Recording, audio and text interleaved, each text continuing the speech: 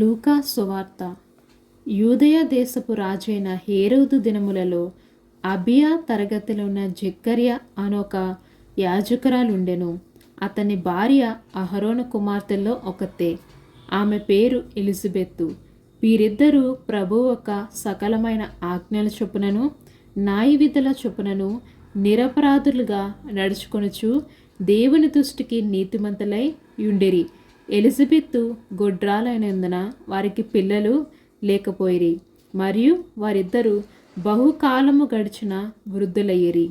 జెకర్యా తన తరగతి క్రమపు చొప్పున దేవుని ఎదుట యాజక ధర్మము జరిగించుచుండగా, యాజక మర్యాద చొప్పున ప్రభువు ఆలయములోనికి వెళ్ళి ధూపము వేయుటకు అతనికి వంతు వచ్చెను.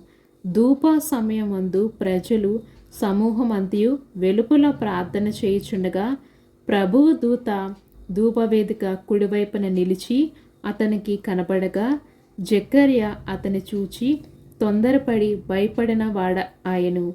అప్పుడా దూత అతనితో, జెకర్యా, భయపడకము, నీ ప్రార్థన వినబడినది.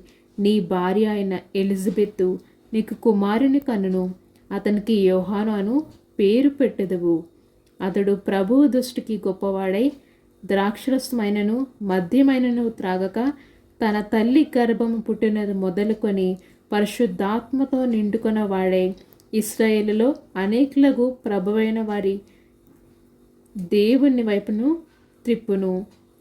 మరియు అతడు తల్లిదండ్రులు హృదయములను పిల్లల తట్టును అవిధేయులు నీతిమంతుల జ్ఞానం అనుసరించుటకు త్రిప్పి ప్రభువు కొరకు ఆయత్తపడి ఉన్న ప్రజలను సిద్ధపరచుటకై ఏలియొకయు ఆత్మయు శక్తియు గలవాడై ఆయనకు ముందుగా వెలుగును గనుక నీకు సంతోషమును మహా ఆనందమును కలుగును.